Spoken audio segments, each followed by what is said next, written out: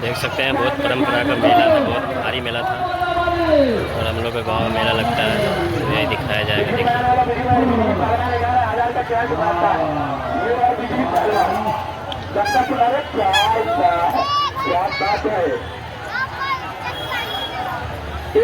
तो देख सकते हैं दंगल चालू हुई है। दंगल में हमारे गांव का जो पहलवान लोग कुश्ती लड़ने वाले रहते हैं उस सब में, और आपको फुल वीडियो दिखाऊंगा मेले का। और ये दंगल का फिलहाल दिखा रहे हैं आपको।